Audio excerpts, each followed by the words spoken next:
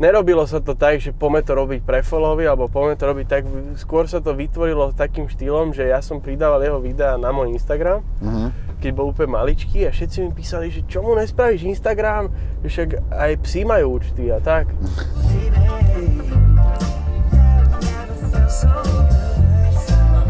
Ozval sa ti niekto taký, že si povedal, že wow, že on ocenil túto moju skladbu? Viacerí, napríklad Lenny Kravitz, Timbaland, Rance, Charlie Puth a ostatní produceri aj všelijakí speváci. Ty sa, Jaronko, uvedomuješ, že čo to je za veľké mená vo svete? Ženy majú byť proste taký, že doplnok k hudbe a pokiaľ máš stálu ženu, tak nedokážeš proste na 100% sa tej muzike venovať. Aha. Pravda. Ono hovorí, že pravda. Toto už viem presne, že skončí toto celé a bude, že chce kombo v aute. Hej ho, vážení kamaráti, ja vás vítam v mojom podaní pri 11.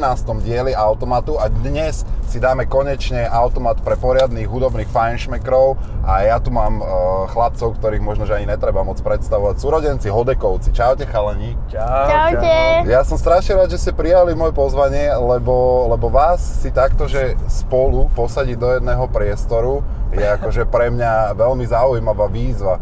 Chalani, medzi vami je jaký vekový rozdiel? Ty máš, David, 23,5, tak sme sa na tom dohodli. A Aronko, ty máš koľko teraz rokov? Ja mám 10 a je medzi nami 13 rokov. 13 rokov rozdiel. No, ja začnem hneď tak akože z hurta, že teraz Aron je vyzdvihovaný všade ako zázračné dieťa, ale keď sa, Aronko, na mňa nenahnevaš, tak ja by som začal pri Davidovi. Nenahnevam. Ale ty, keď si starý, že prvá zmienka o tebe bola, keď ty si mal, že 4 roky. Tak reálne ja som začal sa venovať akože takto viac menej bubnovaniu, keď som mal presne tie 4 roky. A to vzniklo takým štýlom, že vlastne môj dedo je muzikant a môj otec je tiež veľký milovník muziky. On sa nikdy nedostal k tomu, že by hral na nejakom nástroji.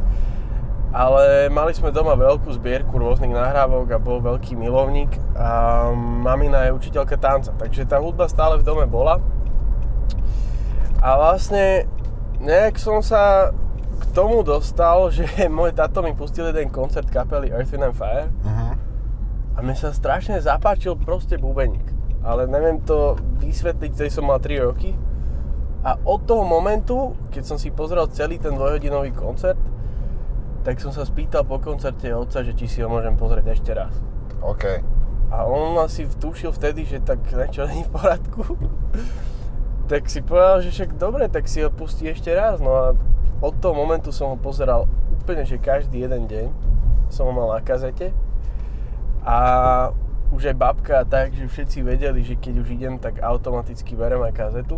Keď som išiel na návštevu, som si bral za sebou kazetu. Takže decka brali rozprávky a ty si bral koncert. No a takto to potom sa ďalej rozvíjalo. Keď som mal 4, som dostal na Vianoce prvú takú detskú sadu a začal som cvičiť a tak ďalej, prvá kapela. Ja si to už reálne nepamätám, ale že vraj v škôlke som robil také veci, že keď všetci sa hrali že s fúrikom, tak ja som ho otočil a som na ňom bubnoval celý deň. OK.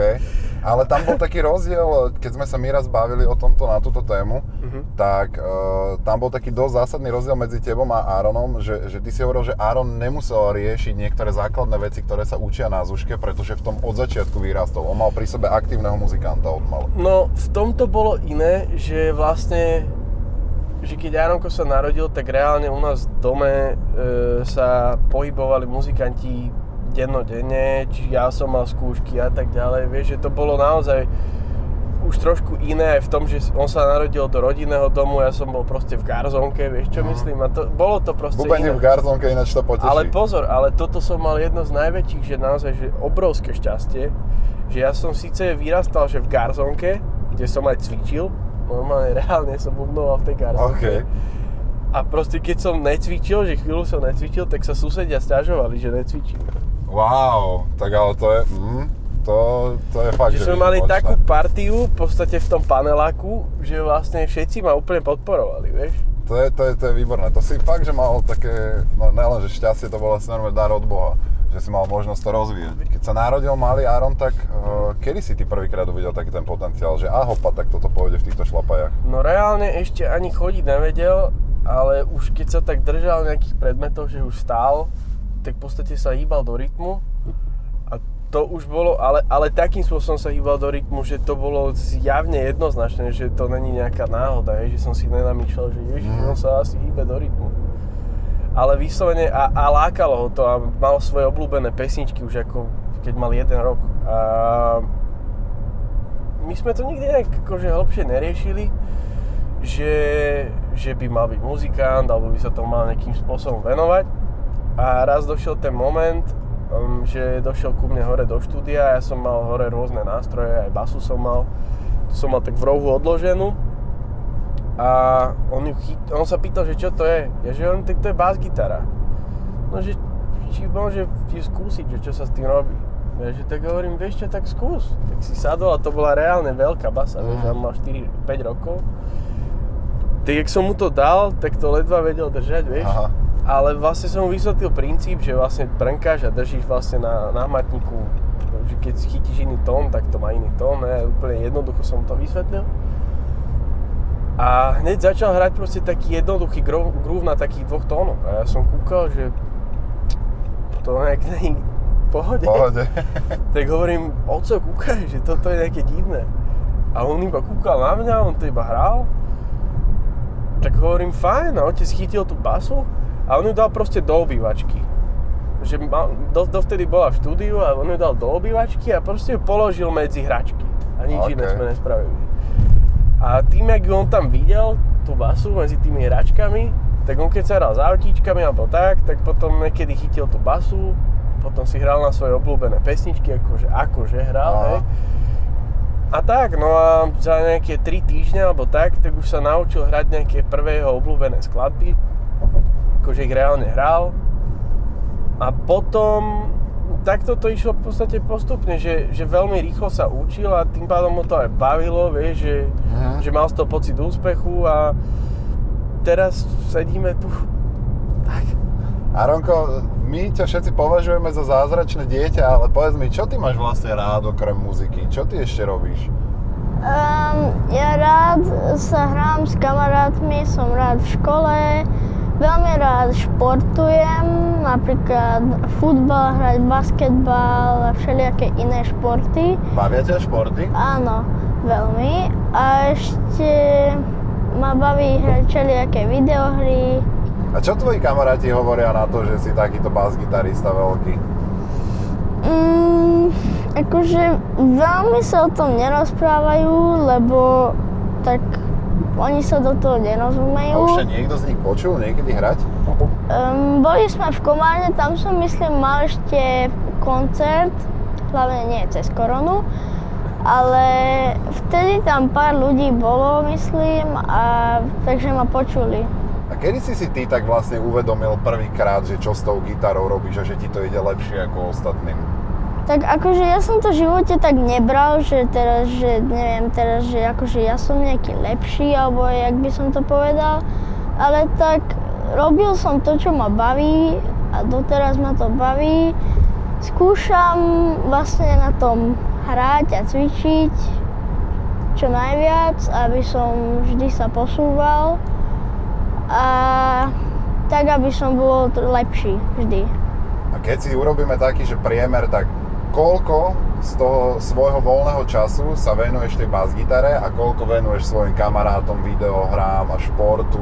Čomu sa venuješ viac?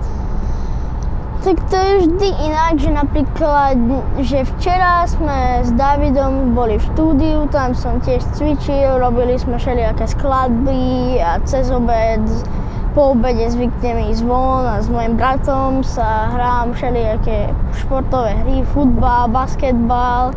Ale vždy sa to mení, občas cvičím 2 hodiny, potom cvičím iba pol hodinu, potom zase 2 hodiny, takže vždy to je inak. A mne to tak príde, chalani, že vy ste tuším normálne, že najlepší kamaráti, jak súrodenci. A my sme veľkí kamoši, akože my, ako reálne strašne veľa ľudí si myslí a má taký skreslený obraz toho, že keď niekto niečo robí ako keby, že nazvime to profesionálne alebo tak musí kvázi nejak trpieť alebo tak, že to je nejaké, že týrame proste Aronka, aby cvičil alebo tak. No toto, preto som sa na to pýtal, že koľko vlastne venuje času. No to ma v tom trošku je mrzí, vieš, lebo ľudia ľudia si neuvedomujú častokrát, že všetci, ktorí sa tomu venujú, a ten talent je presne to, že ty reálne nemusíš do toho vložiť až tak strašne veľa času, aby si napredoval. Vieš, čo myslím? A to neznamená, že nemusíš do toho vkladať, No, lebo iba byť talent je vlastne tie na nič, hej, lebo to sa nikam nikdy neposunie. Čím viac do toho vkladáš energie, času, práce, tým lepšie. Ale on ako dieťa, tak reálne má normálne detstvo, má normálne kamarátov. Iba tým, že vlastne má na to ten talent, tak sa rýchlo rozvíja a učí sa proste veci strašne rýchlo. No. Proste to, čo iný sa učí rok, tak on sa to naučí proste za týždeň, vieš. Teraz taká citlivá téma a na tú tému sme sa myslím, že tiež raz už bavili, keď som bol u vás v štúdiu s Opoštáris bandom. Áno. A máš pocit, že v tejto krajine, alebo respektíve všeobecne v Európe sú takéto talenty podporované? No, takto, že ja si myslím, že reálne najlepšie na rozvoj akéhokoľvek talentu je tvoriť prostredie. A strašne záleží na tom, že kto sa čomu chce venovať. Akom okruhu, v jakom žánri, čomu sa vlastne venuješ a kde na to je ideálne prostredie. Aj dôvod toho, že prečo vlastne my často chodíme aj von do zahraničia, do Ameriky a tak ďalej, je nie len to, že nás tam niekto pozval a tak ďalej, ale je to častokrát aj ten dôvod, že odtiaľ keď sa človek vráti, tak sa vráti dvakrát tak dobrý v tom, čo robí, lebo to prostredie, v ktorom je to tam prirodzené, u nás je to, dajme tomu, neprirodzené, lebo je to iný žáner alebo iný štýl, tak ťa posúva, vieš? A to je presne to, že keď máš krajinu, kde, poviem príklad, je úplne normálne, že všetky deti sa hrajú, dajme tomu od malička hokej, tak ten hokej bude mať nejakú tradíciu a tým, že má nejakú tradíciu, tak bude mať aj nejakú úroveň. A strašne ťažko sa to nejak na to odpoveda tak všeobecne, že či sú podporované tie deti alebo nie. Ako určite by som povedal, že by to chcelo také už osviežiť tie učebné osnovy, lebo ten priemerný žiak, ktorý chce a má záujem sa venovať hudbe, tak to má dosť ťažké. Dobre, takto sa opýtam inak, že kebyže Arona dáte na klasickú zúšku a vy by ste neboli muzikanti, myslíš si, že by ho dokázali dostať do takéhoto štádia aj oni bez vašej pomoci? Určite nie, ale tým nechcem nejak kvázi vydvihnúť seba, alebo našu rodinu, alebo tak, ale Aronko presne preto je na tej úrovni, lebo on dostáva tie impulzy dennodenne zo svojho prostredia. On reálne dostáva tú muziku od malička. On keď sa narodil, nie na schvál, ale v podstate my počúvame doma muziku, ktorú on teraz hrá, tak my ju počúvame. On reálne, keď zaspával ako malinké miminko v kočiku, tak počúval, ja neviem, Robert Glaspera, čo je Grammy ocenený klavirista, a keď mal 7 rokov si s ním zahral, vieš čo myslím? Jasné. Že to sú tie veci, že ten impuls, tam nejde iba o to, že ty odídeš na hodinu klavíra a teraz to znamená, že už sa budeš učiť na klavíri a budeš klavirista, vieš? To je strašne máličko. Ak ti mám na to odpovedať, tak nie. Keby chodí iba na zúšku, tak určite to v takomto štádiu není. A za to môžem ďakovať aj naozaj kolegom, aj všetkým, ktorí vlastne sú súčasťou toho jeho prostredia a toho jeho rozvoja. Tým, že si vlastne 9-7 ročník, takže 13-ročný rozdiel medzi tebou a Aaronom, keď ty si prvýkrát vycestoval do štátov, tak to nebolo zas až tak úplne bežné, že by mladí chalani alebo malí chalani išli hrať niekam do USA a tam sa vzdelávať v nejakom nástroji, lebo sú v tom výnimoční. Pamätáš si tú svoju prvú cestu? Na to som náražal. Jasné. No jak si mal ty z toho emócie? Čo si o toho čakal, nečakal? Tak pozri sa, to bol stále môj sen. Ja viem, že tá hudba, ktorej sa my venujeme, alebo tak má tam domov a viem, že aj do budúcna ako ten dlhodobý cieľ je určite sa dostať tam a žiť tam. Ale bol to tak skvelý pocit, vieš, to je také, že predstav si, že by si sa venoval, ja neviem, slovenskému folklóru, ale že by si žil v Ugande. No jasno. A celý život by si to počúval, ten slovenský folklór z Ugandy. Chápem. A potom by si normálne, že došiel, že na Slovensku a išiel by si na autentické miesto, kde ten slovenský folklór je. A kde to vlastne má domov. A Takže jednoznačný cieľ je aj pre teba, teda chcel by si asi stiahnuť aj Aronka so sebou, žiť do štátov, hej? Určite áno, lebo viem, že aj to vidím na tom, že keď tam sme reálne, tak aj on je, tak môže ti na to kľudne povedať aj on, že aký on na to má názor. No povedz, Aronko, ty sa ako cítiš v Amerike? Pre mňa hlavne, ja obdivujem to prostredie tých muzikantov. Je to iné trošku ako tuto na Slovensku, ale podľa mňa, ja by som sa rád veľmi tiež presťahoval tam, lebo je to iné a je to pre mňa dobrý pocit medzi nimi byť. Si napríklad, bol som aj v takom kostole City of Refuge, to je tiež tam v LA a hral som s nimi, že sme mali taký jam a bolo to strašne dobrý pocit, lebo oni proste je to dobré s nimi si zahrať proste, lebo oni sú v tom veľmi dobrí. Aronko, ja viem, že tebe to možno, že aj bude úplne jedno, ale ty máš 350 000 ľudí na Instagrame. Áno. A čo som si ja všimol, tak ľudia, ktorých ty obdivuješ, tak oni obdivujú teba. A aký to je pocit? Tak je to podľa mňa je to veľmi dobré, že ma obdivujú. Lebo napríklad Justin Timberlake, Charlie Puth, myslím akože, že on mi písal na komentáre, takže bol to taký pocit, že napríklad raz sme sa zobudili a David mi o tom rozprával, že písali komenty. Takže je to také veľmi dobrý pocit, keď napríklad, že mi lajkli video alebo tak. A máš nejakého vysnívaného interpreta, s ktorým by si chcel zahrať, keď pôjdeš najbližšie do Ameriky? Áno, chcel by som si zahrať napríklad s takým bubeníkom, že Chris Dave, že už som s ním raz hral, ale to mi nebolo dlhé, takže to bolo také, ale že chcel by som si ešte raz s ním zahrať, potom by som si chcel zahrať s Robert Glasperom, s Thundercatom, to je taký známy basgitarista, tam tiež. Potom by som si zahral s takým,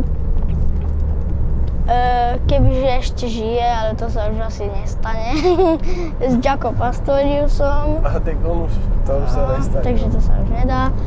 To je taký jeho vzor, on je taký basgitarista. Sranda je, že oni sa narodili v ten istý deň, obidvaja sú december 1. OK. A vlastne to je, dá sa povedať, je to taká basgitaristická ikona, hej, že on zmenil ten nástroj, dá sa povedať, v tom slova zmysle, že dovtedy to bol vyslovene len výhradne doprovodný nástroj a on bol prvý, ktorý trošku vykročil a urobil taký tomu iný profil, hej. Takže taký vzor. Ale jeho synovia sú muzikanti, takže ešte s Felixom a tak. Takže stíhaš. A možno ich ešte aj prekonáš. Ale ma to neprekvapilo. Asi. Aronko, ty si teraz vydal ale skladbu, ktorú prezdielal asi, že každý muzikant, ktorý má Instagram. Je to prvá takáto tvoja veľká vec? Áno, je to moja prvá vec, ktorú som vydal. Robili sme to spolu s mojim bratom. A sú tam vlastne host je na tom Duby Pavel, ktorý hrá aj klavír a spieva.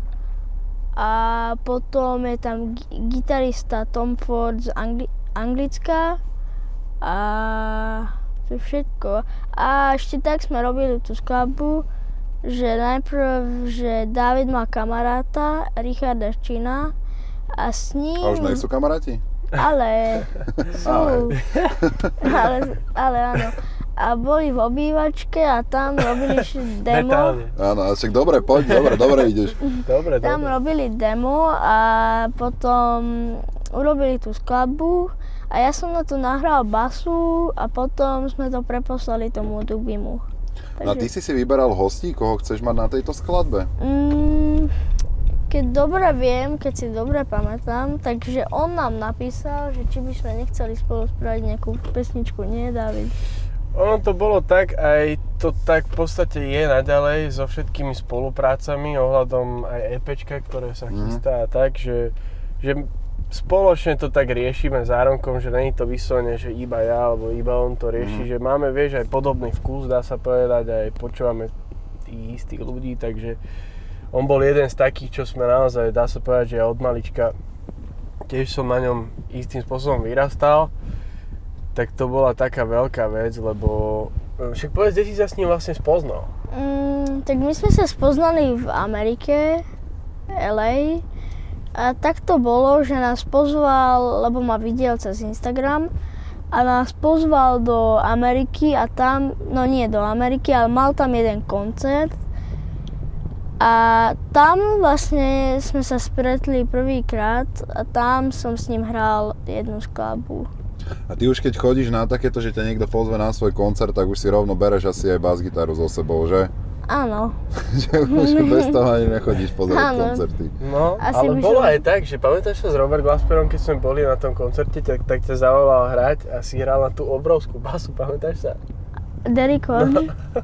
To bolo strašne. Áno, že sme boli v takom klube, neviem, či nie o polnoci, a že hral tam Robert Glasper, Chris Dave, Derek Horn, to je taký môj obľúbený basista. A mňa pozval na pódium a tam som si s nimi zahral na obrovskej base. No to bolo také nečakané, lebo my sme sa išli pozrieť na koncert, hej, a boli sme s nimi síce akože v backstage a tak a boli hrozne zlatí.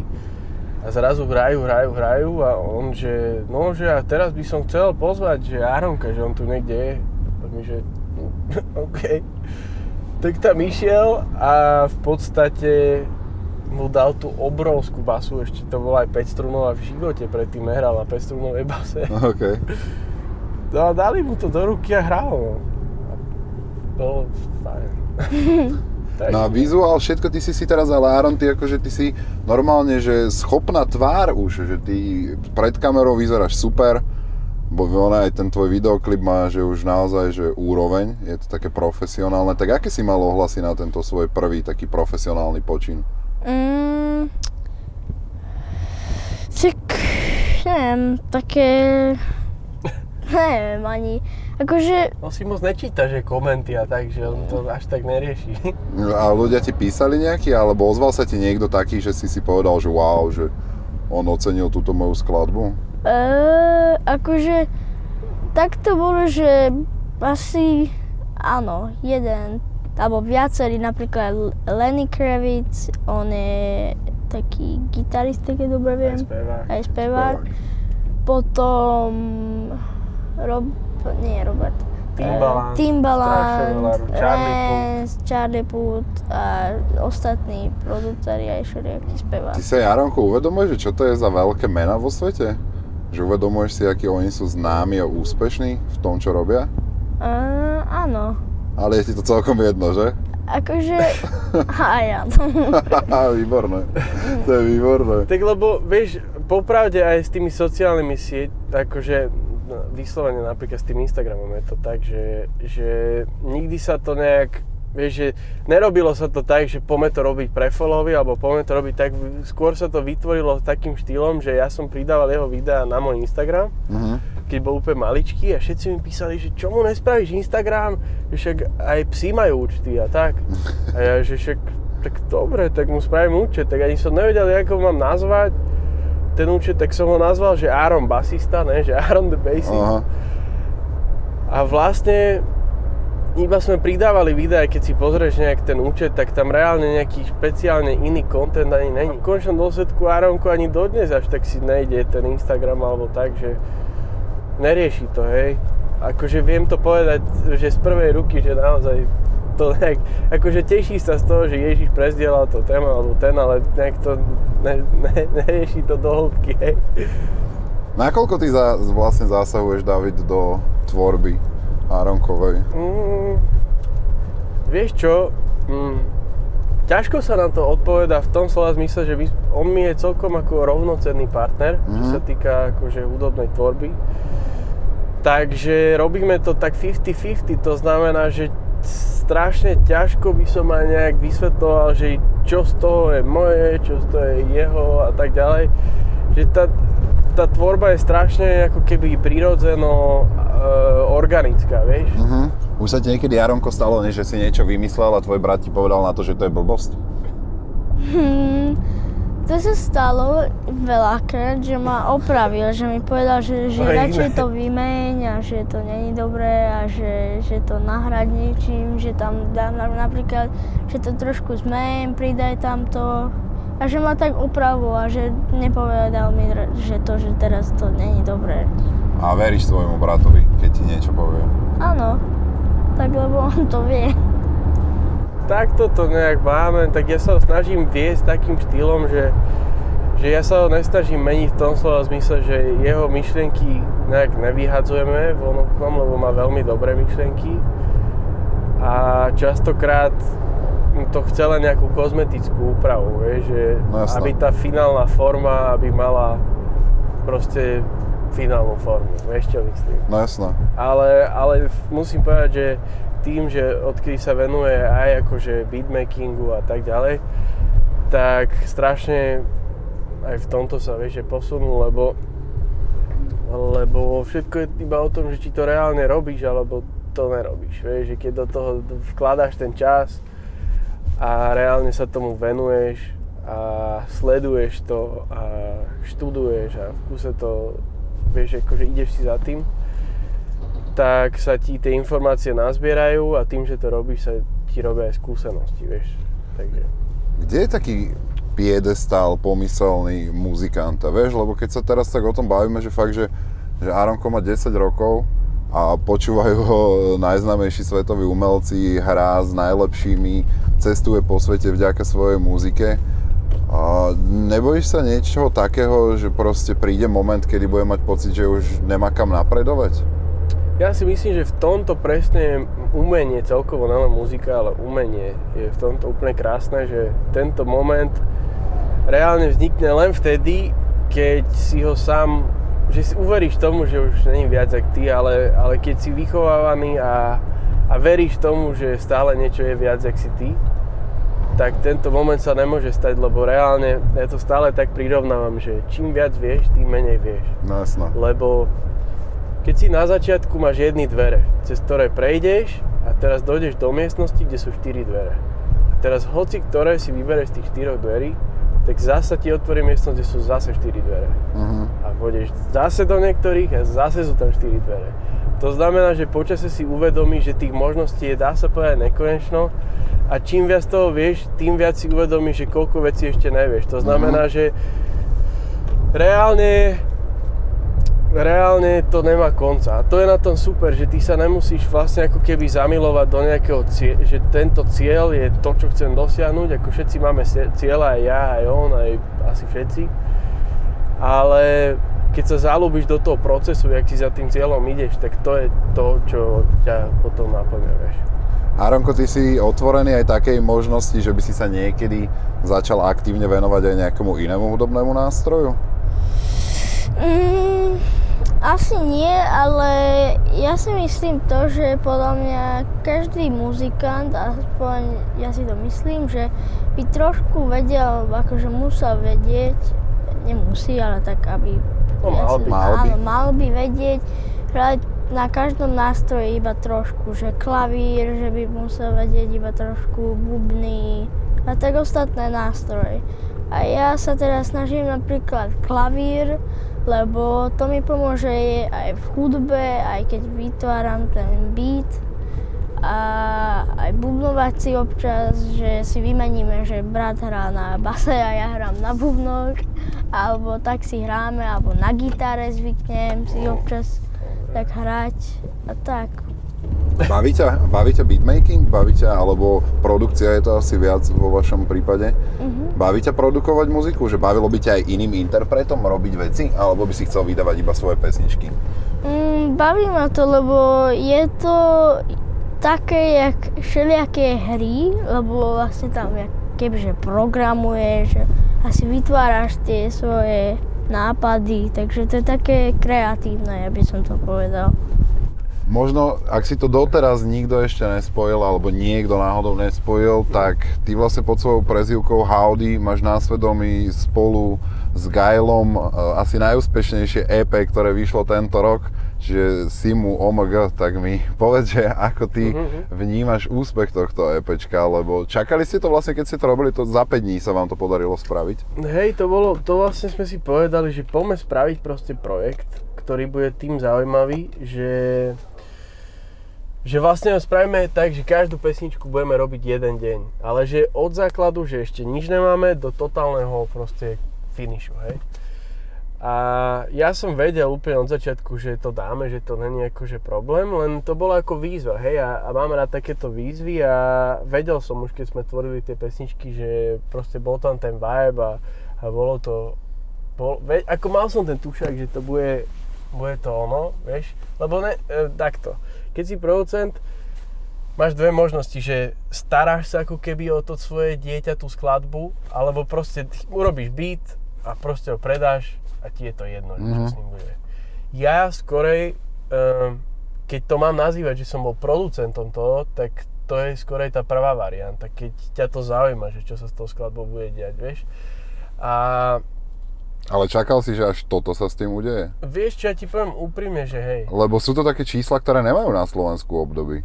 Vieš čo, ja si myslím, že hej. A aj sme mali taký koncept, že vlastne nerobme to štýlom, že ten projekt bude mať nejaký jeden single a potom nejaké pesničky do počtu, ale že každá jedna skladba je ako keby single. A ja si myslím, že aj bola taká doba, že moc nevychádzali veci, vieš, že keď vyšiel Slobodná, že áno, ostalo ticho. Takže to tak akože aj ľuďom vhod padlo, vieš, že prišlo niečo nové.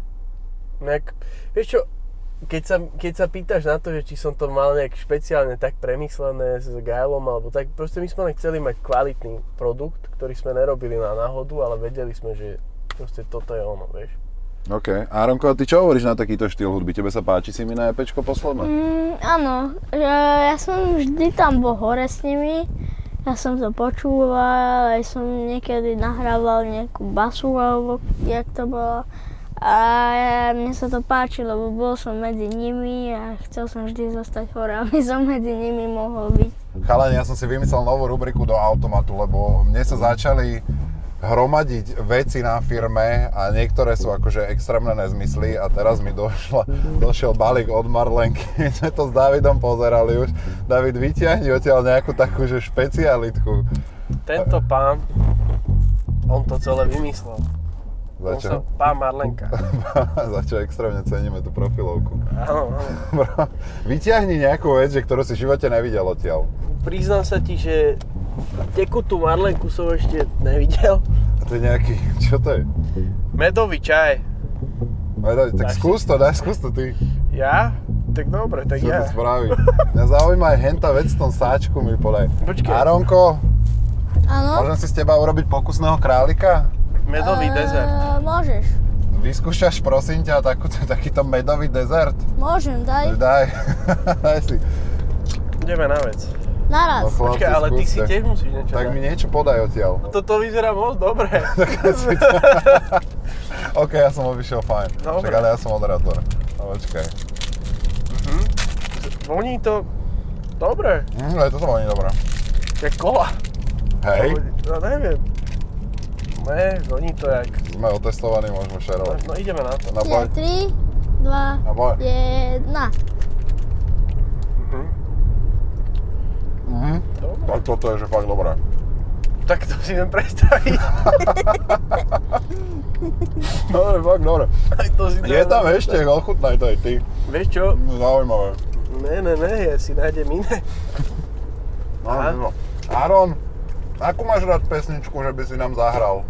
Do toho, kým my s tvojim bratom tu budeme plniť svoje sexy brucha. Ale počkaj, ale to je bolo moc ľahké, keby hrá také, čo má rád. Dajme mu také, že čo ešte nehral. Toto je dosť dobré. Hej, je to dobré? Podaj aj mne také. Kdeže, Aronko? OK. Počkaj, tu máme nejakú reklamu asi. No to je fakt dobré. Dobre to je, také ovocné. Výborné. Ja mám broskyňovú. Fakt? Marlenka nemá byť medová?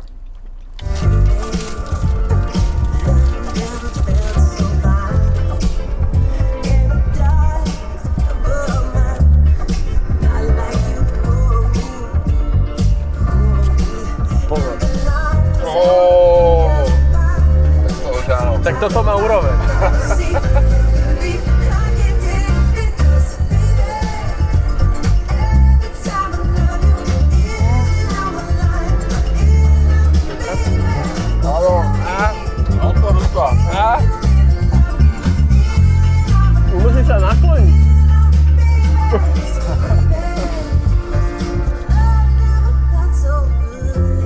strašne dobré.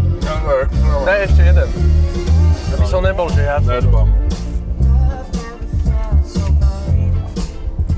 Ja.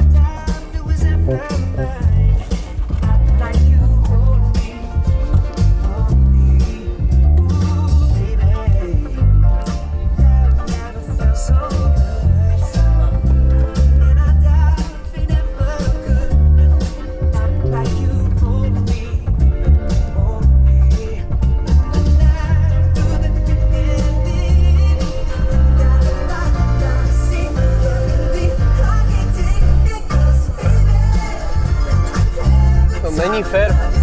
On má strašne dobré uši a potom... A ty nevieš, že hrá, že to tam nemá byť.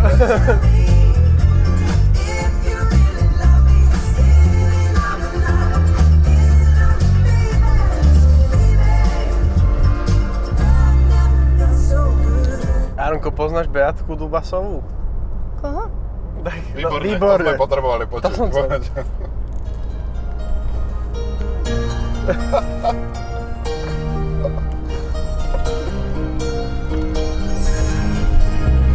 Dám do toho paru.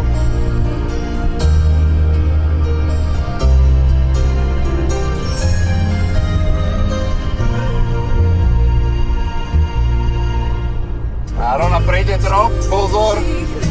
Teraz to ide. Vrátite miesti, čo si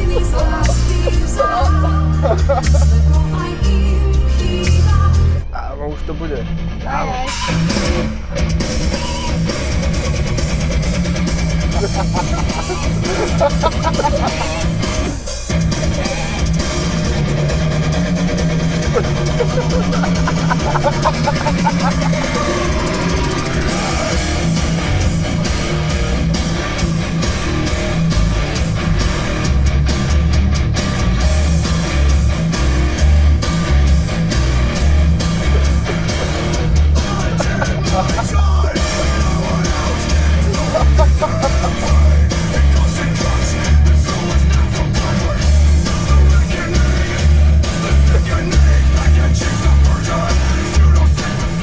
No. Dobre. Dobre. Vystúpime za Davidu, kam si ma zobral. No dobre, Aronko, daj ty, čo máš Počkaj, rád. teraz mu pustím také, čo viem, že má rád. No poď.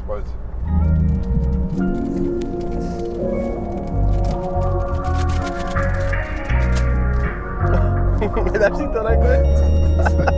Ešte ti nájdem, keď...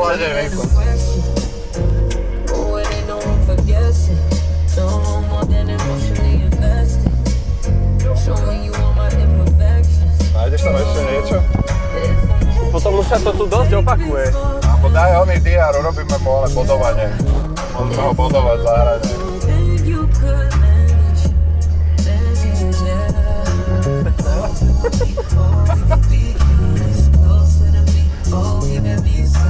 Dobre. Mám Lenka. Taký product place, že dovidíš. Čo? Čo ideme robiť? Môžeme ho Meno, mesto, bodovať. zviera. Jeho výkon. Dobre, jeho výkon. Môžeme ho bodovať. Od 1 do 10? Dajme od 1 do 10. Dobre. Čo, mám napísať jedno veľké číslo? Aj no. Tak budeme ťa bodovať, musí sa snažiť. Poď, to je ono.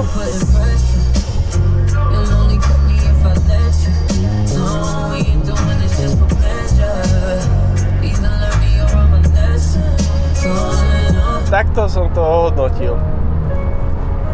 Aha. Dobre, ne? Ani ne. Od 1 do 10 je to pohode. No, Aron, mňa vieš, čo zaujíma? Že, no ty si tej školy teda veľa neužil, lebo však posledný rok si v škole bol koľko? 24 dní, či koľko to vychádzalo? 21 dní. Ale idú baby, už je takéto mladé, idú baby na muzikantov? Teba sa pýtať, asi ani nemusím, že? Tak môžeš. Dobre, tomu sa dostaneme, tam si to ja vychutnám, počkaj. Ježiš, chvála Bohu. Ale čo, Aronko, no povedz, idú si ťa spolužiačky? Alebo zatiaľ iba učiteľky? Ani nie, ale tak Toto ma zaujíma. Ja veľmi neakceptujem. Neakceptuješ to? Akože si robíš formu, že akože si nedostupný, alebo... Úplne. Tak ale vieš, no, Justin Timberlake je Justin Timberlake, pozor zase. Toto sa ešte dohodneme, jak to funguje. Tam nie sú dobré. Nie sú dobré, no okej, tak tomu rozumiem, tak Pánko bol už bol trikrát v Amerike, tak on už má troška inú úroveň. Tak počkaj. No Dávid, a čo ty a ženy? Pochvál sa. Ja si myslím, ja som slobodný človek.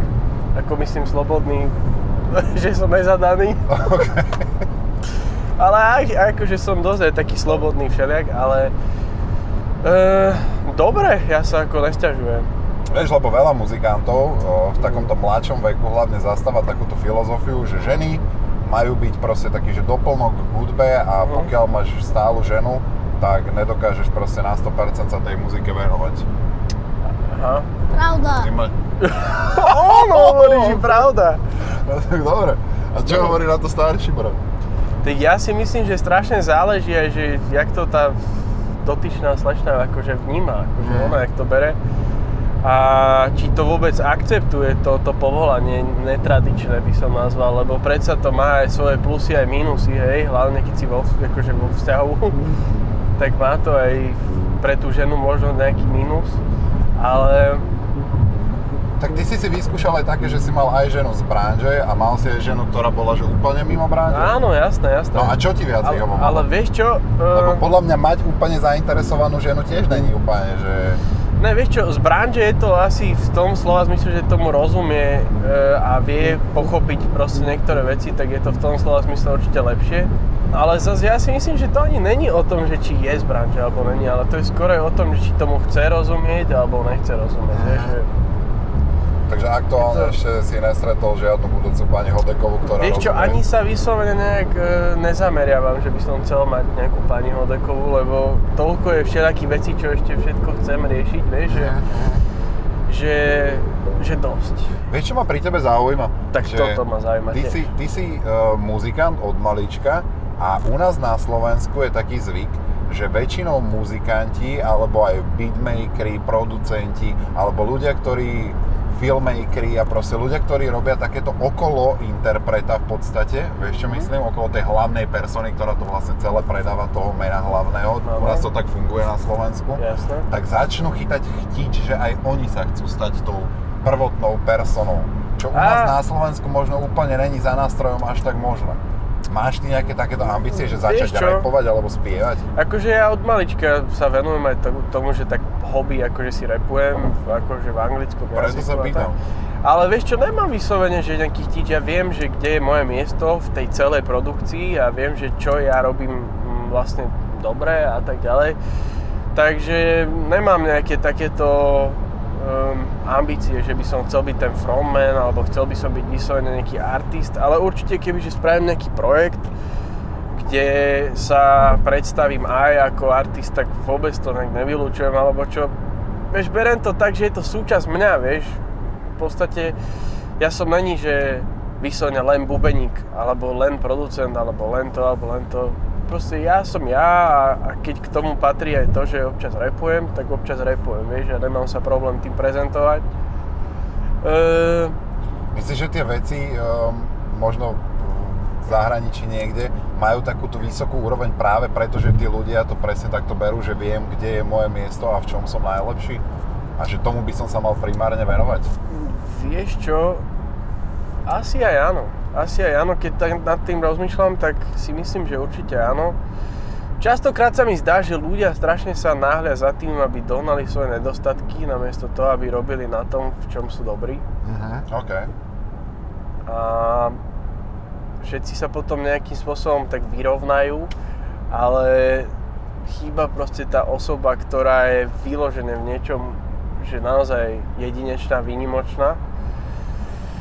Ale asi áno, asi je to aj tým. A mám taký pocit, že u nás aj tým, že je tá scéna strašne maličká a ten trh je maličký, tak aj preto je to tak, že ten frontman ešte z toho nejak sa uživí alebo tak, ale už keď niekto chce byť vyslovene len songwriter alebo chce byť len producent alebo tak je tak sa mu to strašne zúži, hej. Nehovorím, že to je nemožné, ale je to na hranici toho, že je to nemožné, vieš. A preto si myslím, že je dobré mať rozbehnuté viacero vecí, ale venovať sa im poriadne. My sme sa bavili, chalani, o vás, že vy ste také zjavy a zázraky prírody v princípe. Ale viete vypichnúť v tej našej malej krajine niekoho, koho vnímate tak, ako napríklad vnímam ja vás dvoch? Máte nejakých obľúbencov, ľudí, ktorých rešpektujete aj tu na Slovensku?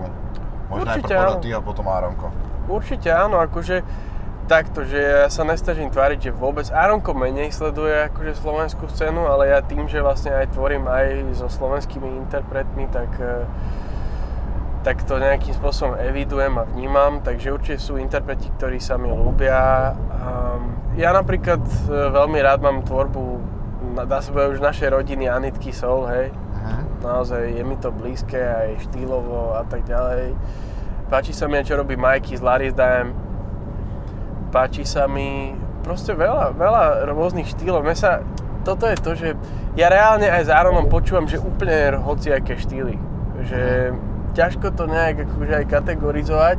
Potom takisto sa mi páči veľmi práca presne z Punkyho, ktorý točil Áronkov klip. On aj točí a je aj tanečník, takže určite by som jeho tiež vydvihol ako naozaj kvalita nielen slovenská, európska, aj svetová. Takže sú u nás reálne tých talentov veľa, takisto vidím, že sú talenty aj v športe, takisto vidím, že máme tu naozaj extrémne veľa, vieš, že takých zázrakov by som to nazval. Už je to len o tom, že či pri tom vydržia a koľko do toho vkladajú, vieš. Čo nechápem, tomuto napríklad nechápem, že prečo to tak je, lebo zase talent je vlastne strašne dobrá vec v tom, že zistíš, že keď na niečo máš talent, tak oproti ostatným ľuďom musíš do toho vložiť oveľa menej času, aby si bol na nejakej úrovni, hej. Takže by ti to malo práve, že dávať tú energiu do toho, aby si to robil, lebo potom budeš v tom akože úplne výnimočný. Len tá komfortná zóna si myslím, že zabíja ľudí úplne, že si povieš, že však ja som aj tak som nejaký dobrý a to mi stačí, vieš. Áronko, dáš nám ešte na konci nejaké soličko? Lebo už budeme parkovať.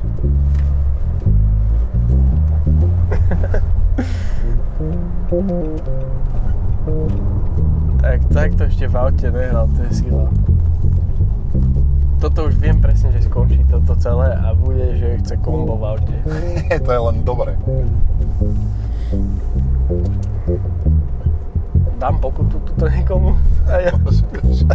Toľko z toho, že druhá, čo nás obišlo. No.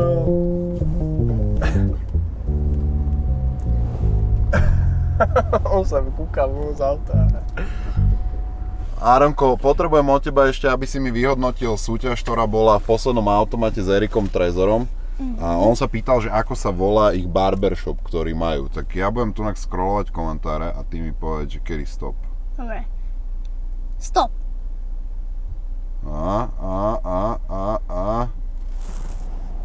Prečítaj toto.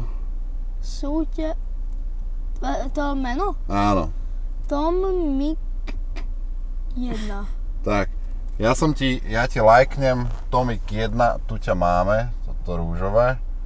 My ti napíšeme a vyhrávaš to, čo ti slúbil Erik Trezor. Chalani, ja vám veľmi pekne ďakujem, že ste došli a máte ešte dneska napraskaný deň, tak utekajte, Áron.